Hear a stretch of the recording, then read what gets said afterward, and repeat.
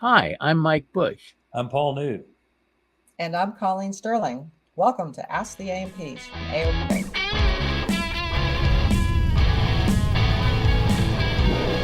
On Ask the A&Ps, we answer questions that you have about maintenance, especially the tough ones that have your mechanics stumped. There might even be some mechanics in the audience, so we'll help you guys too. So if you'd like to be on the show, and we hope you would, please email us at podcast@aopa.org, and we'll try to schedule you to get on the show. Make sure to follow and subscribe wherever you get your podcast and not miss an episode. And if you'd like to get on our email list for our monthly newsletter and other good stuff, the easiest way to do that is to text the word SAVVY, SAVVY, to 33777.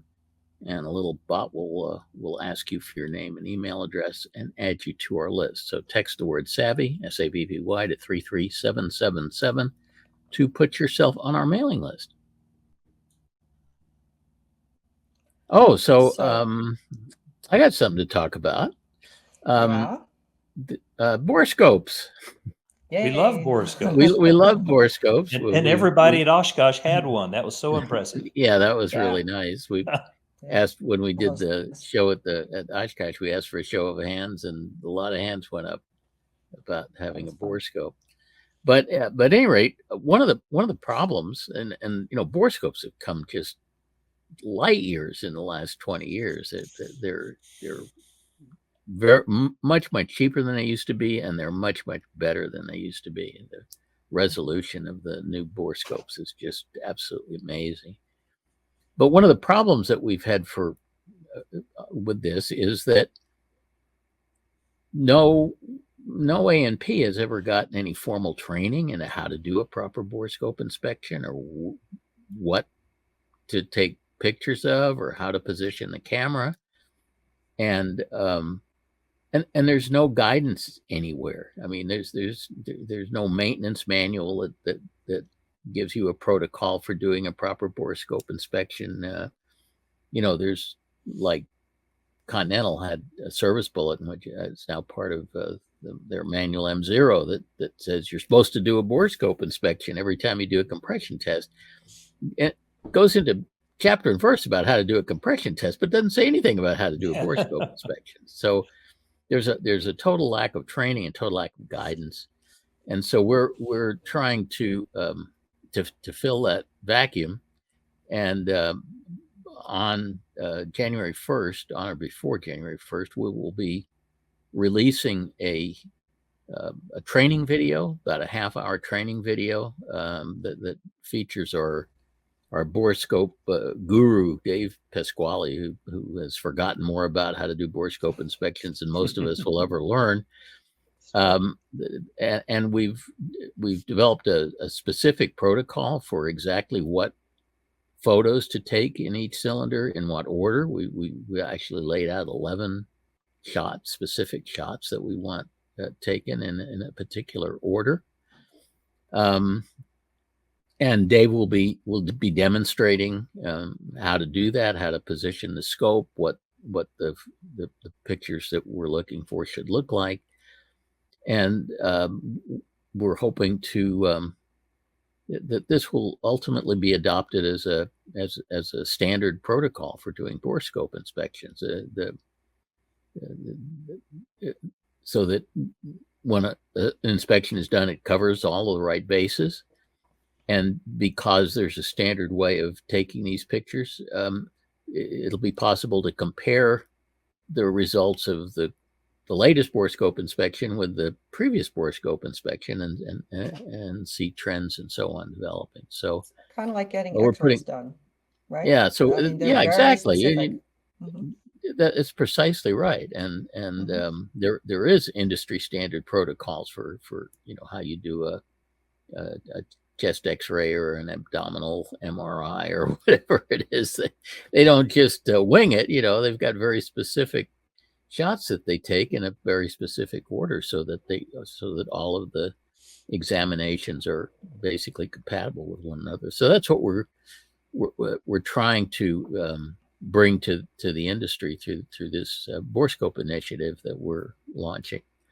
We're also extending the Savvy platform with a borescope repository that will allow these images to be uploaded and archived and pulled up for analysis and so on. So we're trying to turn this into a real science and provide. And the video is primarily aimed at A&Ps, but it's also going to be very helpful to owners that want to do their own borescope inspections, and it's encouraging to see that a lot of owners now have taken the trouble to buy their own borescopes and do their own borescope inspections when they're doing spark plug maintenance and stuff. It's all preventive maintenance that an owner is allowed to do. We're also going to be, the same time we release the video, we're going to be releasing an illustrated checklist that can be used when you're actually doing the inspection to mark off each image that you take, and there'll be little thumbnail graphics to illustrate what the shot should look like, so that people will hopefully get them all consistent with Mike, one another. Do we have, I think the answer is no, but this is maybe a suggestion. You know how right now owners can, for free, just upload their engine data and use our platform to look at their flight, use a repository. Have we thought about providing a place for people to upload their borescope photos, to keep a library of their borescope photos and access on their own without, because I think what you've got right now is just that, account managers can look at these things, right, as part of the craft records. I'll have to check on that. It was my impression that the borescope repository would be available to Savvy free clients. Oh, that'd be great. But I'll have to see. I mean, we allow people to archive engine monitor data and stuff without having a paid subscription, and I suspect that we'll do the same thing. But that's a good question, Colleen. I'll have to check with the software powers that be about I can that, see the review of the photos becoming automated at some point. That's actually something we've talked about, is once we have enough borescope images in the system, which will probably be a couple of years. Pretty quick. Yeah. Well, I don't know. I don't know how quick it'll be. It'll be interesting to see. We have more than 5.5 million flights in our system as far as engine monitor data is concerned, but we've been doing that for 11 years. So I'm not sure how soon we'll have enough borescope images to use as training data. But yeah, that's definitely something that I think is in the future, is to develop a machine learning neural network model that will automatically look at borescope images and try to flag the ones that are interesting. Full disclosure, we also want to use the borescope data to tie back to the engine data and see if we predicted some kind of failed valve in the engine data, verify it with the borescope data. So trying to, in general, further the science with your donation of not body parts, but engine data, right? You're helping further the sciance. And we like careful what we're donating. We like to see owners do these inspections, because they'll get done more often that way. And the objective is to try to catch a sick exhaust valve in its earliest stages of sickness, when it's still healthy enough that we can solve the problem with lapping the valve, rather than only discovering it when it's so chronically ill that the cylinder is going to have to come off. So the cool thing is that it's not even maintenance. It's to take the spark plugs out and back in. That's preventive maintenance, I guess. That's right. But the looking with the borescope, it's not even something you document. I mean, you can document it in the log books, but it's not maintenance. It's the same as looking at your tires and saying, "Oh no, they're not flat spotted." Right. It's just a look. Anybody can do it. It's definition of what is maintenance and what isn't maintenance is very fuzzy. You know, that you think about the Khalil decision that was triggered by the question of whether it takes an A&P to inflate the tires on a Learjet. You know, who The would answer have is guessed yes. that somebody would think that airing up the tires on an airplane was maintenance. I wouldn't have thought of it Yeah. as maintenance, but the decision was it's preventive maintenance. So if it's a Part 91 flight, the pilot can do it. If it's a 135 flight, a mechanic has to do Mechanic it. has to do it. Yeah. Yeah. Our first question is from Juan, who's having trouble going full power on takeoff. Go ahead, Juan. Hey guys, thanks for having me on. Hey, Juan. I have the great fortune of owning a 1977 Cessna Turbo 210. And my question, it's related to the big red box, and I've seen lots of information on the big red pull, but I haven't seen a whole lot on what I'm terming the little red push. So I'll taxi about, my aggressive lean on taxi, take the runway, stand on the brakes, and just shove everything forward to the firewall. And a few times my engine has then quit on me. And, you're not going to believe it, but it's oftentimes somewhere like Telluride, Colorado, where your pucker factor is already kind of high to begin with, right? I've attributed this to engine flooding. So, after this happens, I'll start it up, get it going, let the engine rev up for a minute, and then just take off there and then. So sort of have three questions or polls for you guys. So one, what's your guys' for the little red push, the transition from aggressive taxi lean to takeoff, namely to avoid the red box. Two, if you were to flood your engine like that, what would you guys do? Would you do what I did and just kind of hang out on the runway, fire it up and say, okay, well, it looks good after 10 seconds and take off? Or would you go back and do a run up? And then three, is this normal? The plane's wonderful and I'm not really motivated to muck with anything. But yeah, it'd be good to get your all's thoughts. Well, first off, yeah, there's not a big red box when you're at idle power or taxi.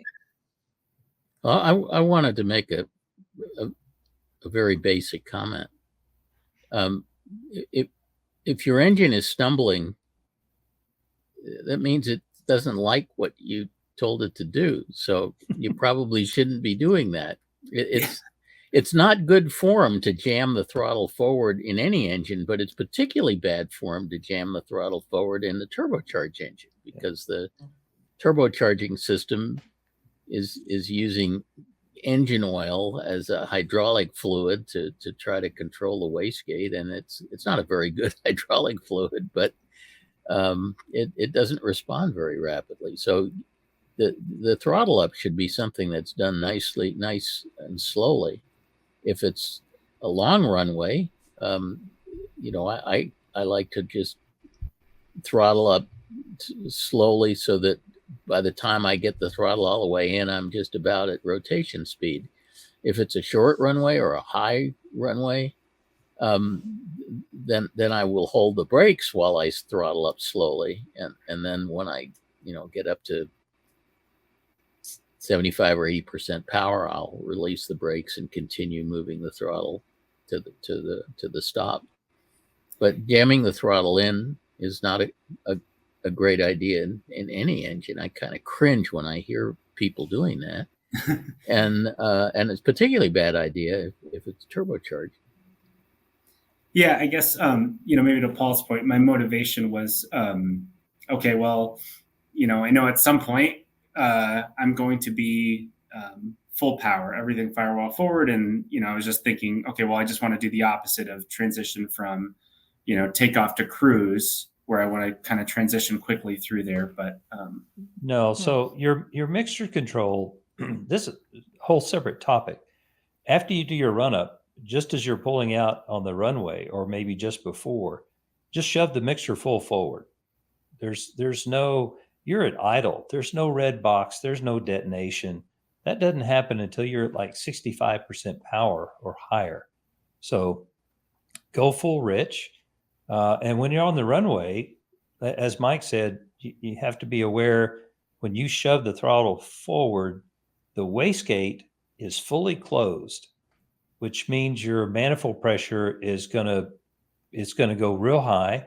The system can't react very quickly, and the oil is probably cold. And by cold, it may be 100 to 130 degrees in the engine, but the oil in all the hoses to the wastegate and the controller are not in the engine, and that oil hasn't been flowing because the controller closed it off to close the wastegate.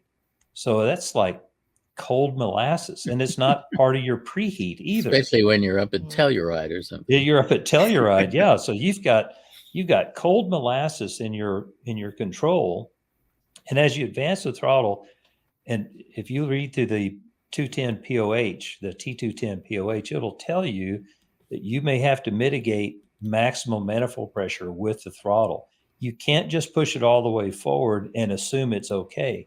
It will overboost, and when it overboosts, it will overflow the fuel as well, and that can just totally load the engine down, and it may fail. It may not fail. It'll stop, or quit running, or run really terrible. So yeah, you can't just blindly throw the controls forward. You are the computer that manages. You're the FADEC, although you may not be digital, but you're the thing that has to control that. Absolutely. But at any rate, throttle up nice and slowly, and I think your problems will go away.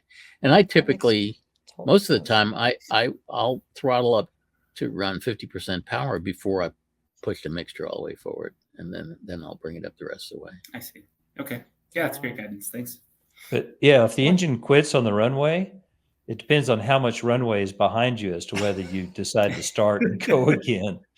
Runway behind you is of no value. Yeah, I would turn around and do a run up again if my engine quit on the runway. Yeah, usually these times I'm standing on the brakes, so I haven't actually moved anywhere. Oh, interesting. Wow. Yeah, and there's nothing wrong with doing that, particularly if you're concerned about runway length. You bring the power up slowly with the brakes locked, and when you get up to, I typically don't go to 100% power with the brakes locked unless it's an extremely short runway. But once you get to a reasonable amount of power and everything seems stable, then release the brakes and start rolling. Yeah.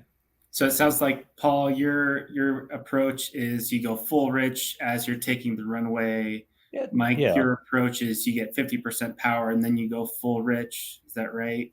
That's what I mostly do. Yeah. Just make sure you don't forget to go full rich. Well, but if you're aggressively lean enough, you can't. It won't run. It won't That's run. true. Yeah. I've forgotten a few times, but the engine always talks to me and says, "Hey, you forgot." It's self-limiting.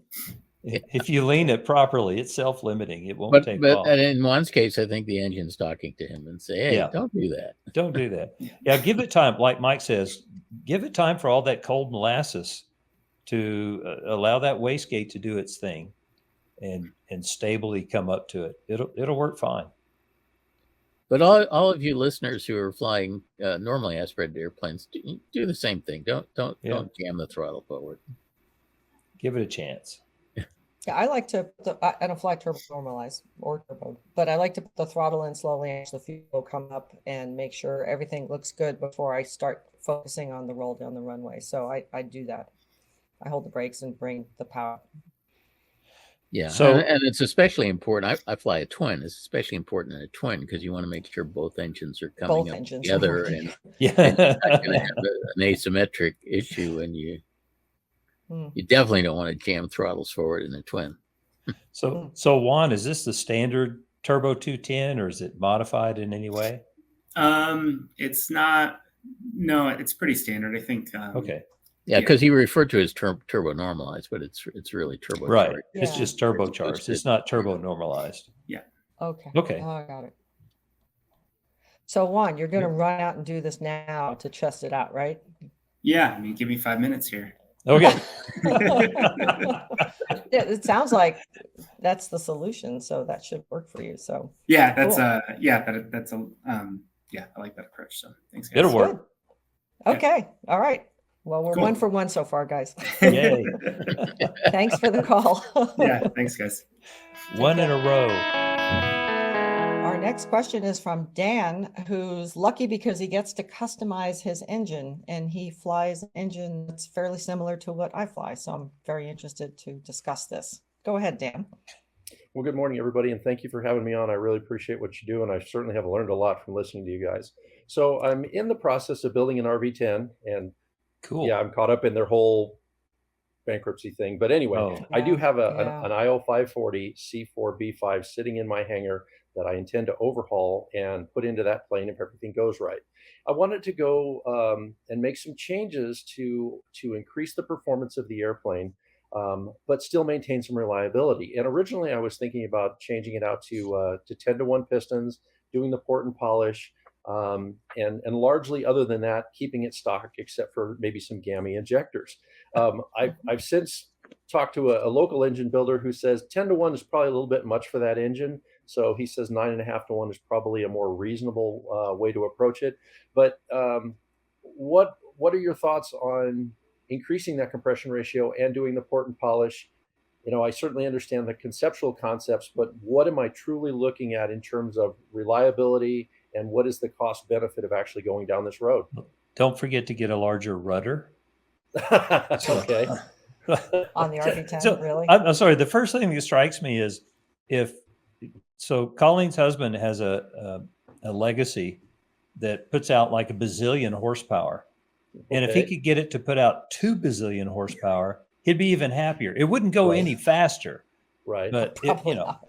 so you have 260 horsepower in an Mhm. airplane that legitimately probably needs like 210. Okay. Yeah, that's probably true. Because my dad and I were building an RV-10 back in 2004. Mhm. And it's like you just can never have enough horsepower.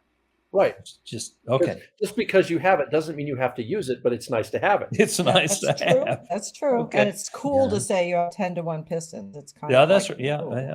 I don't know. I don't think it's cool.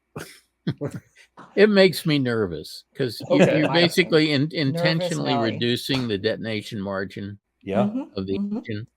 That's a And downside.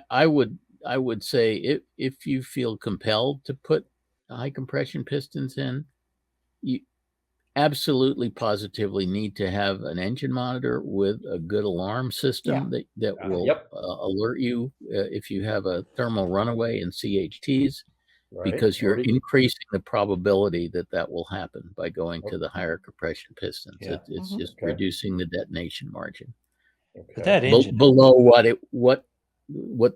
you know what the FAA requires in order to certify it. You know, obviously an engine with 10-to-1 pistons is not a certifiable engine. You don't care because Yeah, it's it doesn't an care. experimental. Right. But realize that you're skating on thinner ice than what the FAA would approve if it was certified. Okay. So I actually made a list of the pros and cons. Okay. of course can you go through- did. Of course, because I was thinking, because I've Did you flown two consult with your legacies. husband? Well, we did. We talked about it. Yeah. But I've flown 2 legacies now with 10-to-1 pistons. So I've got a little bit of experience in this. Oh yeah. One thing right off the bat is 10-to-1 pistons are aftermarket pistons, and they're typically forged. And Dave pointed out that makes them stronger than the ones that you would get 8.5-to-1, I guess, is the normal. Yes. Yep. Yes. So if you're going to be, busting your engine up, you have stronger pistons in there. So that's a plus. Okay. They provide more power and more efficiency, but you're doing that at the expense of higher CHTs and higher and smaller detonation margins, Mike pointed out. So you do have to be careful. Mhm. But you're flying around with higher CHTs and lower EGTs, so that's the efficiency. There's more of the explosions happening in the cylinder under the higher compression, and you're not, sending that energy out the exhaust pipe. So your fuel is better. That comes at the expense of higher fuel flow. So your operating costs are going to be higher because you're burning more gas for that power. So you better really need that power because you're going to be paying for it. So that's something Okay. to think about. Okay. You possibly, or quite possibly, have a different magneto timing with the 10-to-1s, and that's fine as long as you're aware of it and the people that work on the plane are also aware of it. Because if you have somebody working on the plane, they're not aware you have 10-to-1s, you could, easily cause detonation by having the timing wrong. The timing will have to be backed off a bit to run the 10-to-1s. And to that end, my plan was Mhm. to swap out the left mag to an EMAG and then maintain the original mag. Is that a Sure. good response to that scenario? You still need to adjust the timing. I mean, Yeah. no Absolutely, matter what yeah. the magneto is. Yeah, but Okay. EMAG's perfectly fine, to Okay. run electronic.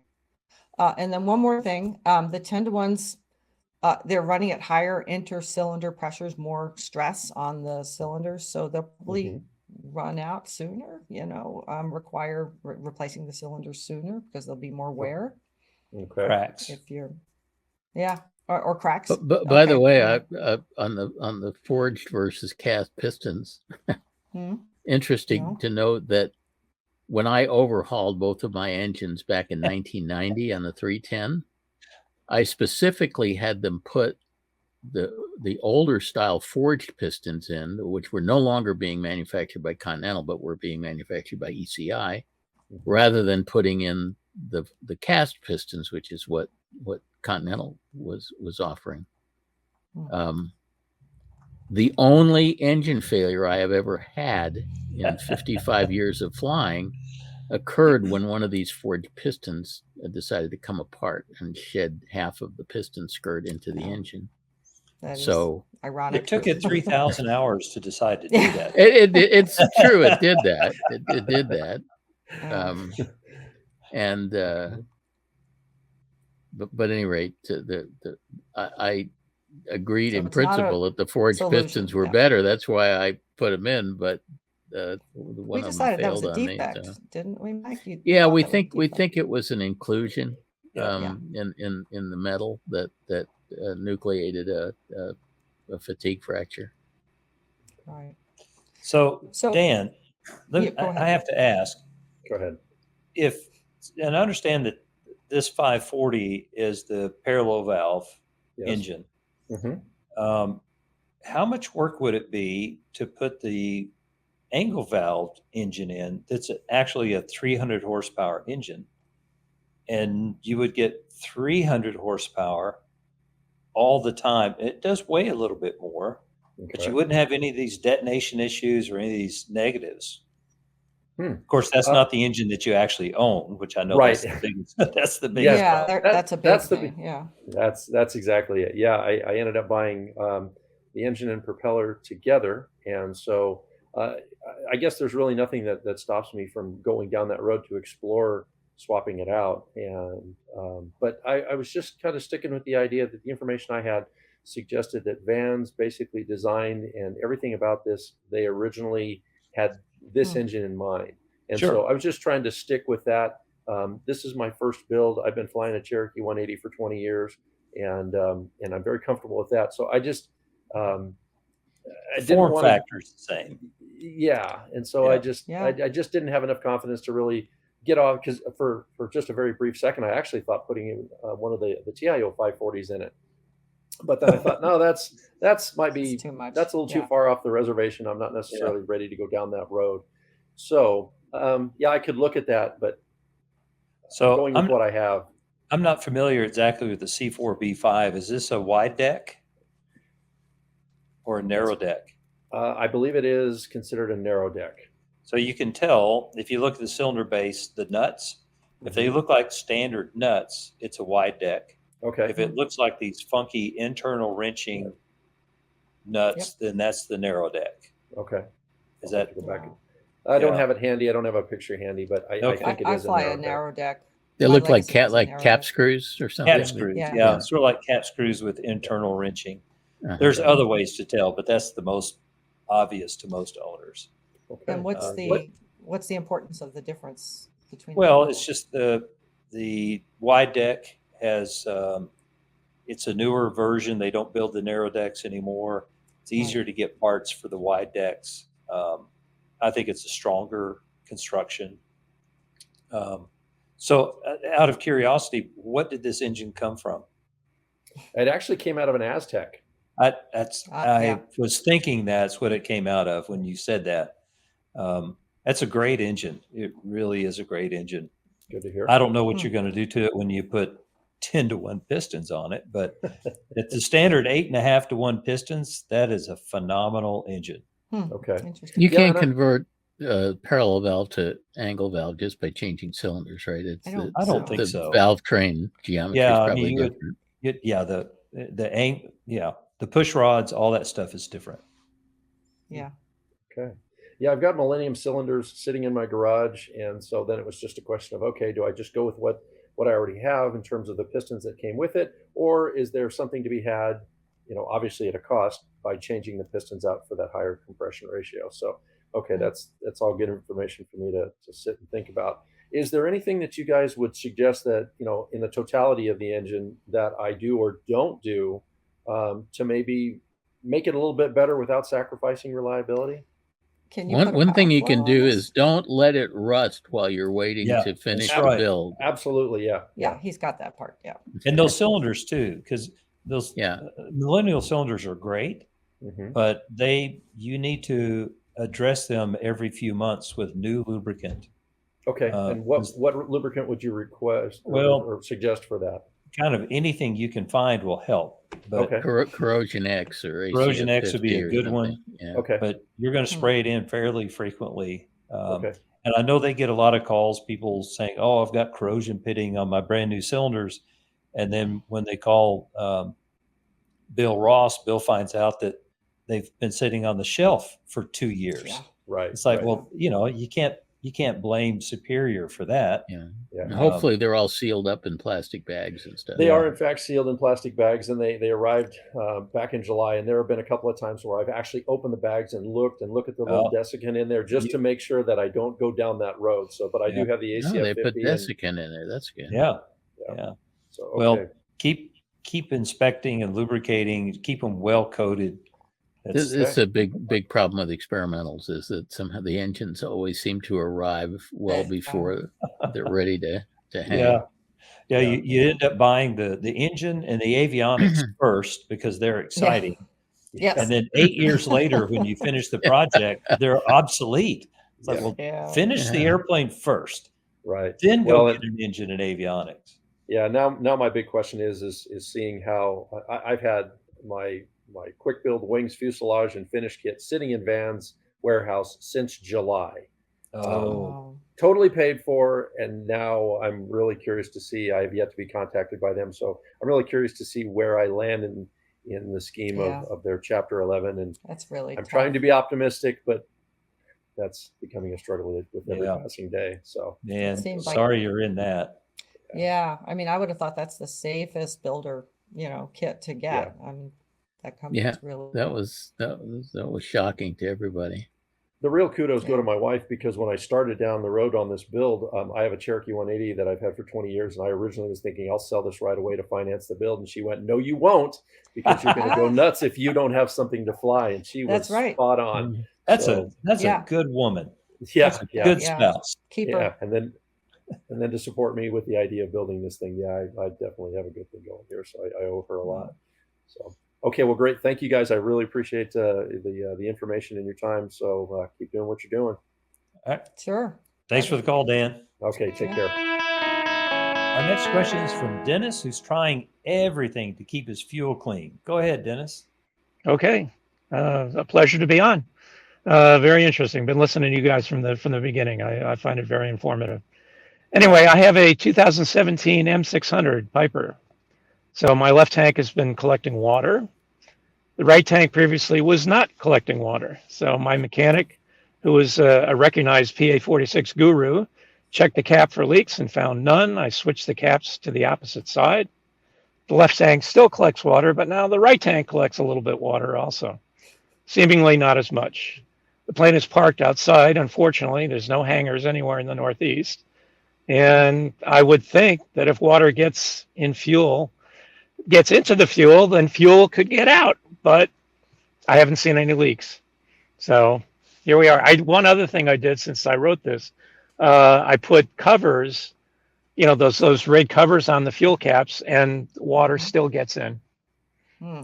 So when you say water gets in, those are metal tanks. Correct.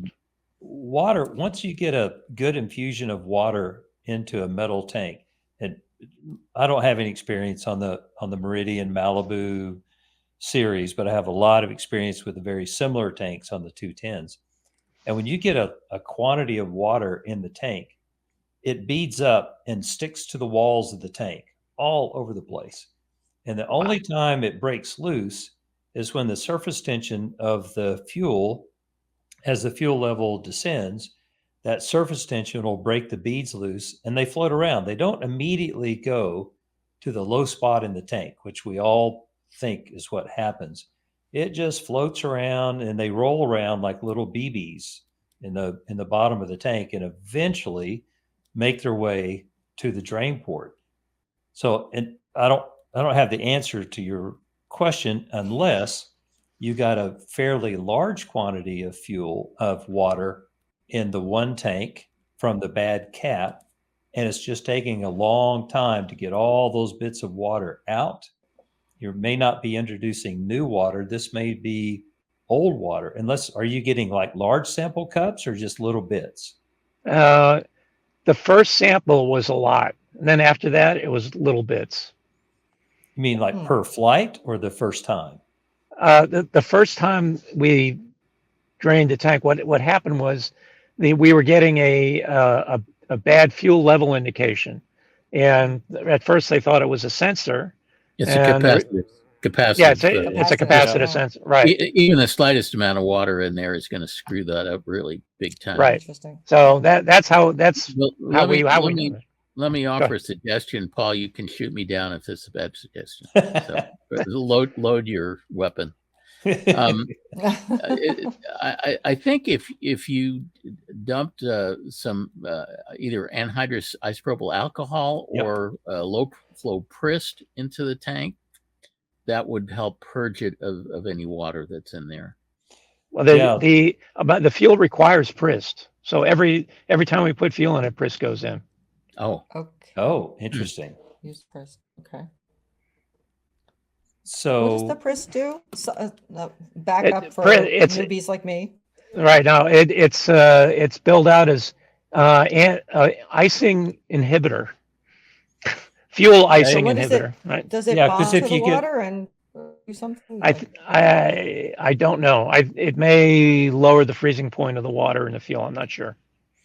Like alcohol, if you put it in avgas, which is a standard procedure, and it's actually in quite a few of the manuals, alcohol likes water. The two get together, and then as you're running the engine, the alcohol will allow the water to go through the combustion process much easier. Right. But I don't really know what Prist does, but I know if you don't have it, then the water can freeze and actually not flow at all. But it doesn't make the water go away or chemically eliminate the water. So you'll still drain it and find water in your tank, even with Yes. Now, originally, I thought, the standard lore with jet fuel is that water is miscible in jet fuel, so theoretically it wouldn't drain out. So a lot of guys who fly planes with jet fuel don't even drain the sumps because they don't think they're going to find any water. But I found water. That's interesting. Well, it can only get in one way. Either it's coming in the fuel, or it's coming in because it's collecting in the cap and seeping through. I mean, I've had trouble with fuel caps and water, and I've tried replacing O-rings on my fuel caps. I've got flush fuel caps on my Cessna. Yeah. I ended up when it was parked outside, I ended up putting little like bath mats over my that's a good wings idea. to keep everybody on those flush when I fuel knew it was caps, going to rain. everybody replaces the big O-ring on the outside, but forget the little one. The culprit is typically the little one that seals the stem, and the flush fuel cap acts like a really good funnel because it's got a nice bowl built into the top of it. And if that inner O-ring isn't sealing, then the water gets in the tank. So my mechanic actually put a milk jug full of water on the cap on top of the wing to see if it was going to leak, and it didn't leak. Yeah. So we don't think it's a leak. I think we you've got need- water in the tank, and it's just taken a while for it to all find its way to the drain. Dennis, we need to get you a hangar. What kind of a Yeah, cockamamie well. airport is this that doesn't have any hangars? This is Westchester County Airport in White Plains. Oh, Oh, my that's- goodness. Oh, Well, there's lots of wow. hangars. There just aren't any Yeah. available. You have to wait Yeah. for somebody Yeah, to that's die, tough. right? Exactly. Yes. And Yeah. don't ask how much they cost. Oh Yeah, God, I White, can White just Plains imagine. is Yeah. that's a problematic airport in several Yes. different ways. Yes, unfortunately. But we all live near here, so there you Yeah. go. Mm-hmm. Mm-hmm. All right. Oh, Well, I appreciate the effort. I stumped the PA 46 guru. I figured I'd give you guys a chance. Yeah, but we're used to getting stumped. Oh, okay. There you go. Okay. Thanks very much for the comments. All right. I'll let you know what happens. All right, Dennis, thanks for the Okay. call. Okay. Thank you. Good luck. Stay warm. Thanks. All right, it's time for letters, one of our favorite parts of the show, and lots of interest in Mailbag. the Taylorcraft from Alaska. You remember that? That was the really dramatic Yes. video where he was like tied down and powered up and it stumbled a lot. So Yeah. he said, just finished listening to your podcast where Brendan was having an engine run issue with his C85 and his Taylorcraft BC12. I experienced something very similar with my C85 on my Cessna 120 years ago. I bought a, quote, freshly restored barn find that in all seriousness was in pretty good shape. I ferried it to my buddy's hangar where we began a lengthy annual, and we encountered the engine stumbling or trying to die when the engine was transitioning in the 900 to 1300 RPM range. Figuring it was the carb, as the airplane engine had sat for more than 20 years, we overhauled it ourselves, reinstalled it, and ran it. Again, same thing. Perplexed, my buddy's dad, an old school A&P from way back, comes over and suggests we run it with the fuel caps off to ensure it's not a fuel venting issue. What do you know? The issue went away.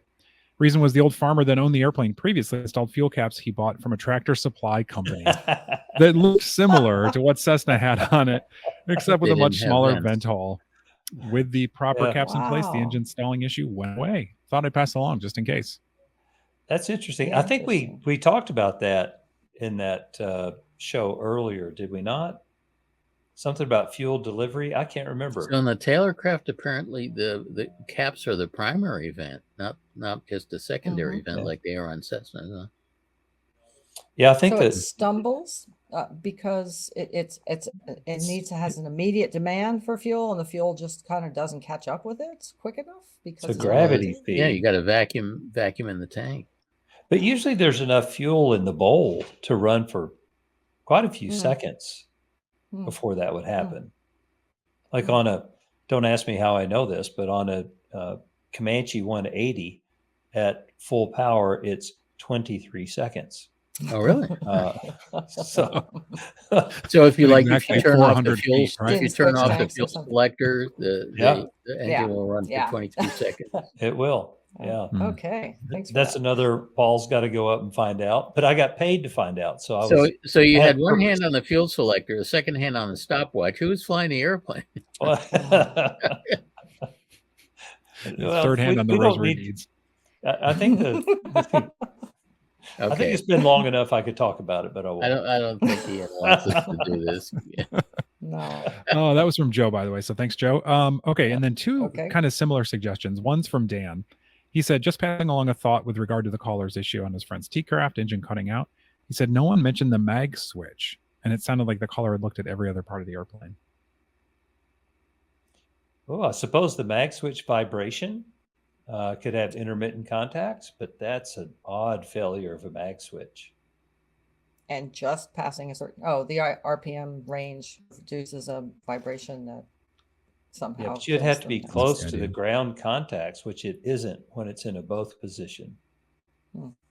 Yeah, I mean, I recently did a webinar on these problems with these mag switches, but the problem is The hard always one. in the off position, not in the both Yeah. position. The both position are usually pretty, because basically in the both position they don't ground anything out; they're just Yeah. open circuit. And they're not close to a grounding lug on the inside if you look Right. at the way it's built. Hmm. We don't like that one so much. I still like Okay. toggle switches better, but Yes. Eric had a similar thought. He mentioned the ignition switch. He also mentioned the leads. He said if both magneto P leads were momentarily shorted out, for some reason. He doesn't say why. Could that cause the loss of ignition? Oh, yes, but Well, that'd be the same Why? thing. And, Yeah. vibration.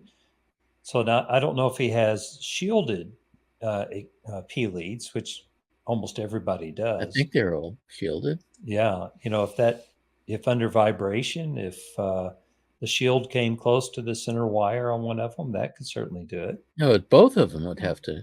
That's true. Well, That- for it to cut out, it would have to be both. You're That's right. why it seems unlikely it's ignition problem, because the ignition system is redundant. it's a Yep. sequence But the of fuel miracles system's there. not redundant, so it's much Yeah. more likely that it's fuel Yeah. related. Yeah. And I think I'd your agree. vent scenario sounds like an interesting one to Yeah, that pursue. does. Keep it very simple. Go with the simple one first. Yep. Fuel.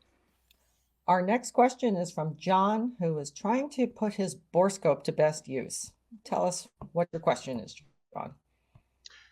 Hello, folks. Look, Mike has persuaded many of us to own and use borescopes, to check our engine condition. But I'm not sure that there's any clear guidance about what precisely we should be asking our A&Ps to be inspecting and photographing. So it seems to me there should be a standard sequence of photos that we take inside of each cylinder, so that when something goes wrong, we have a time sequence of how that part of the cylinder has changed over the years. Maybe pictures of the exhaust valve junction between intake and exhaust, crosshatch on cylinder walls. Is there anything else? So glad you asked. What a segue. Well, we were actually talking about this before you came on,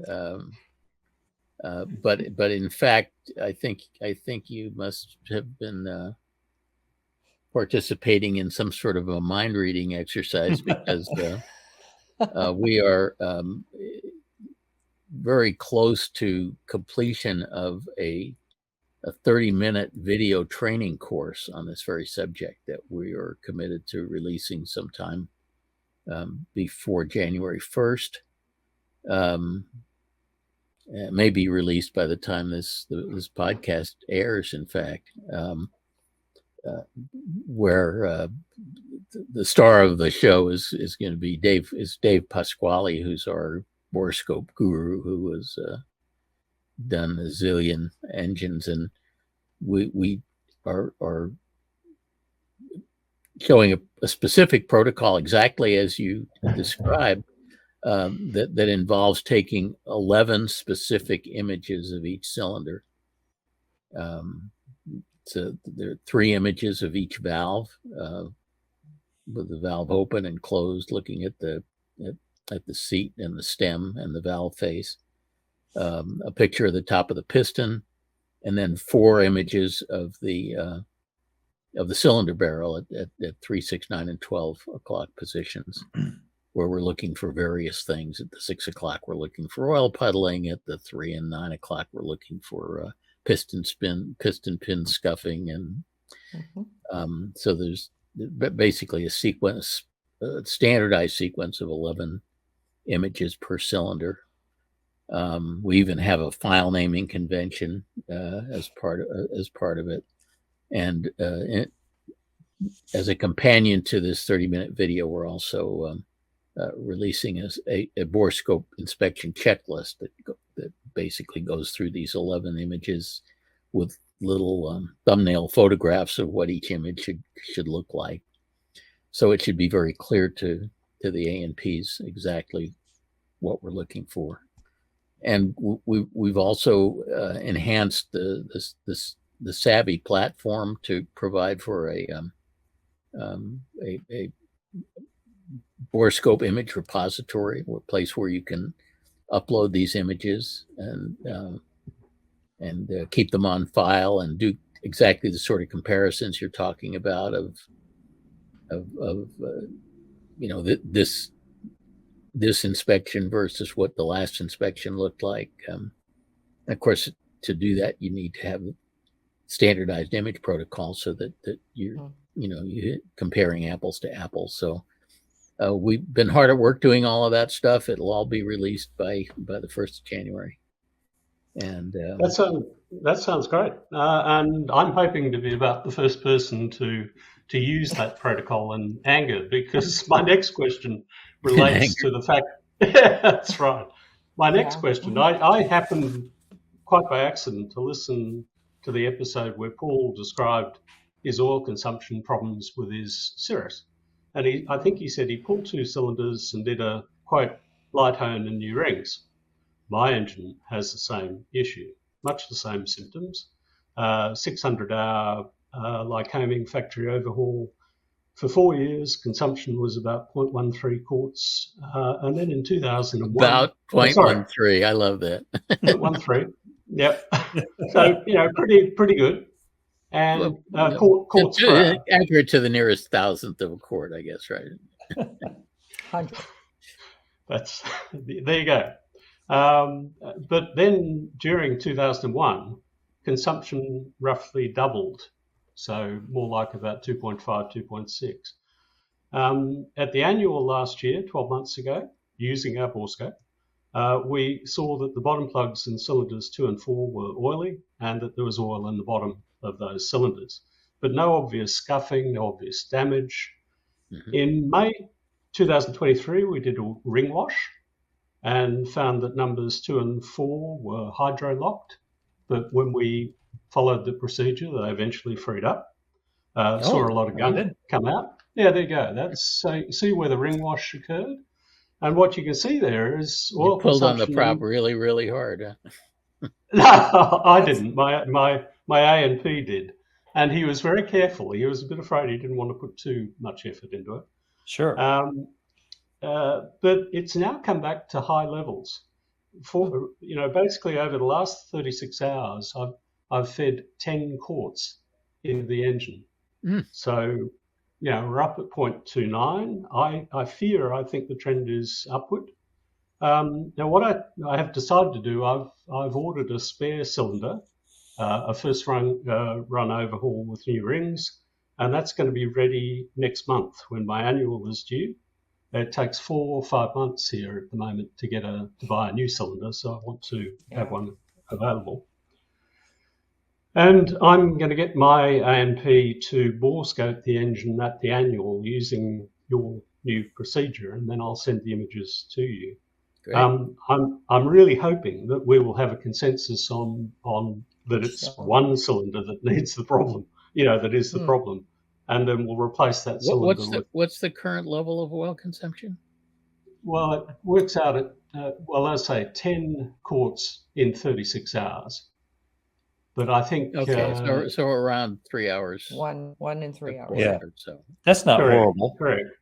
Well, okay. Let me just explain to you what my problem is. I know about the calculated 0.65 quarts per hour for Lycoming 200 horsepower engines. Unfortunately, nobody knows how much oil an engine is going to use when a ring breaks. And I've been there before. I mean, in 2011, mine did exactly that. And it was using more than a quart an hour. So it goes up well over the 0.65. But put that into my situation last week. I flew to West Australia, 4.5 hour flights to cross Australia and back. And when I start the flight, I've got 7 litres of oil in the sump.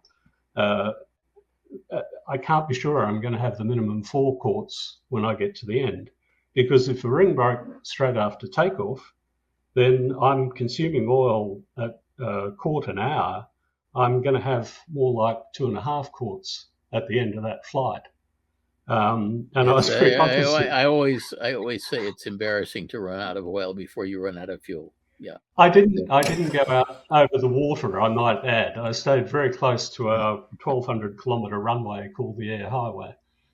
Just in case, and basically watch the oil temperatures.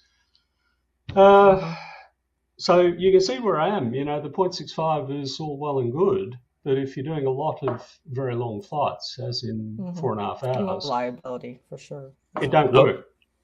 So I assume or presume that you're going to do another ring test or ring wash to possibly identify another cylinder that's clogged up. He was hoping to use the borescope to do that. But a borescope isn't going to show that. Yeah. he's looking for where the worst oil is, the oil pooling. I think that's what I'm hearing. Yeah, Correct. I would still do a ring wash. I think, to yeah, I think the confirm. ring wash is a lot better diagnostic tool Yeah, in terms of identifying the cylinder. yeah, because all the cylinders are going to have a little oil pooling in the bottom. Yeah, I think a ring wash is going to be more definitive. Yeah, I did wonder whether the process of doing the ring wash back in May might have mobilized a lot of gunk that we thought we'd got rid of but hadn't. Well, And we because, hope it mobilized it. That's the It purpose flushed of it it. out, well, yeah. it did, but I fear, if you look at the oil consumption, that graph that was put up before, Yeah, after the ring increased. wash, it seemed to be heading in the right direction. I thought all was well. Yeah, But yeah. then after a few months, bingo, it's climbing again. So that was precisely the advice I was looking for as to whether, go through the extra step of doing another ring wash to see whether we can deal with it that way. But Well, also I think what Paul is suggesting is to do another ring wash for diagnostic purposes, try Right. to identify the I cylinder. get Yeah, you. not to fix anything. Yes. Okay. I mean, the ring wash is peculiar in that regard. It sometimes is therapeutic and sometimes is diagnostic, and you never know which one it's going to be until you Right. do it. Till you do it. Okay. Well, that's good advice. I will do that. I'm hoping to get the engine rebuilder to do the borescope pictures for me because he's probably the person of everyone I know who's seen the inside of most cylinders. So, And John, you're saying that you have had broken ring issues in this engine in the past? no, previous engine, and indeed, we're back in 2009, and again, very similar hours. It was about 500 or 600 hours on a factory overhauled Lycoming engine, and yes, we identified through the oil analysis that the copper was high, and it stayed high, and we looked at the borescope even back at that time and could see that there was scuffing on number 4. Mm-hmm. But we decided at the time, compressions were fine, everything was perfect. I just kept running it, and I got another 2 years out of it. But I remember asking the overhauler at that time, I said, look, how will I know when it's time to change this? And he said, you'll know. The oil consumption will go up, to quart an hour. And that's precisely what happened. I was on a 2.5, 3 hour flight, and I started with 7 and I ended up with 4. And so I knew it was time to take the head off, and we did a top overhaul at that point. So, but that's good advice. I mean, that's really what I was looking for, is whether to go that, extra step of doing another ring wash, try to identify precisely which one. Now, of course, it may well be I end up with the same answer that we do. What engine is this again? IO 360 A3B6. So the 200 horsepower. Usually those engines, have you checked the type certificate data sheet on that? Because usually those engines have unusable oil levels that are a lot lower Very than low. 4 quarts. Usually Yeah. they're down in the 2.5 or Yeah, something. because the sump pickup is at the very bottom Very of the bottom. sump. Yeah. Oh, that's Still, I mean, reassuring. Where did this 4 quarts number come from? From the POH? Well, that's just my memory. I must admit, I didn't think to go and check the type certificate data sheet data again. Yeah, I mean there are a lot of Yeah. continental engines that have like 4-ish quarts as unusable oil level, but most of the Lycomings have something down in the 2s. Yeah, I will certainly recheck, but I think it's in the Mooney pilot operating handbook. Yeah, So, see that's different. Yeah. Yeah.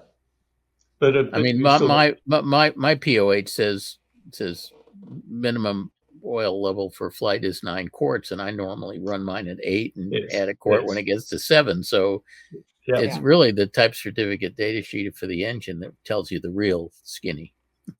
I will check that straight after this and find out. So that's a bit reassuring. But again, who knows whether a broken ring is going to use quarter an hour or quarter and half an hour or 2/4 an hour. When you had You the know, broken ring in the previous engine, what ring was it, out of curiosity? Number four. Number four. Oh, number No, I four, mean, actually. which ring? And is the first top Was it the compression ring, oil number 2 control compression ring? ring, Oh. oil control ring? I can't tell you, I'm afraid. But the thing I do remember, I was there when the cylinder was taken off, and as we pulled And the it came out in cylinder, pieces. it fell on the floor. Yeah. Yep, I had a broken Probably a oil compression control ring. ring in I my think so. IO 360 in cylinder Yeah. 3. I did not see the oil consumption go up, which is odd because it's the oil control ring. But I did Yeah. see detonation-like symptoms where I'd be leaned out in cruise and have everything set, and then the CHTs would run away. And the oil temperature would go up. Yeah, everything would go up. And then I'd have to richen and reduce power, and it would come back down. And when I finally took it apart, it had just stuck and then broke. I don't think I had a borescope back then. This was like 15 years ago. Yeah. But my oil consumption didn't go up. So, and I didn't Yeah. see anything on oil analysis. So I I mean, the guess other you can see. interesting thing to note, you know, throughout the period up until the point the ring broke, compressions were above 70. And the Well, way it's the not a engine compression ring. rebuilder, that's right, the engine rebuilder said that's what happens. You know, the oil seals the bore, and Yeah. you get a normal compression. So, you know, you just can't tell. You can But actually as get so- abnormally high compressions, especially on a Lycoming. Right. Oh. Yeah. Yeah. Well. So there. Good. I feel as Okay. though I have a way forward. Mhm. Yeah. Well, look up the unusable oil on your engine. I think you'll be surprised. I will certainly do that. I'm just hoping it's not more than one cylinder, because you know then You only have one. Well, I'm seriously considering asking the overhauler to do me a second one as well, just in case. Well, know, in this because climate of supply chain issues, whether you need it Always now or good to have not, a that's not a spare. bad idea. Yeah, I've got Yeah, a that's spare right. cylinder on the shelf right now. Well, I'm going to have 2 spare cylinders at that rate. I think Of course, that's a good idea. I have 12 cylinders, so one of them is sure to need replacing. Exactly right. Look, thank you very much for that. Yeah. That's exactly Sure. what I was looking for. We appreciate the Great call, question, John. John. Good questions. Good. And look for that borescope training video. It's coming out soon. I've seen it already. Okay. Oh. Okay, No, all right. I've been talking to Paul Cortopades, and of course he immediately Oh, popped Paul up and gave said, you a sneak "Ah, preview. yeah, Oh, of course. Well, we shame need on it. you. You know, that's the thing. I mean, Yeah. so, but I was a good guy. I didn't say that at the start of this. Well, A&Ps always want guidance to follow, and this is an Yep. area where there That's just hasn't been any Yeah. guidance. So we're That's Yeah. exactly right. Cool. That's exactly right. So We'll yeah. tell Paul we talked to you. Yeah. Take Very care. good. mechanics always want guidance to follow, except for Paul New. He just wings it. Just wing it. Make it up as I go. Yeah, exactly. Calvin ball. Very good. Thanks, John. Okie doke. Okay. Thanks again. Thanks for calling in. Bye-bye. Okay, that's it for this episode. Hopefully we got a few things right. We do love fan mail and we read all your emails. If you have a tricky question, we'd love to help. Send it to us at podcasts@aopa.org. We'll see you. Bye.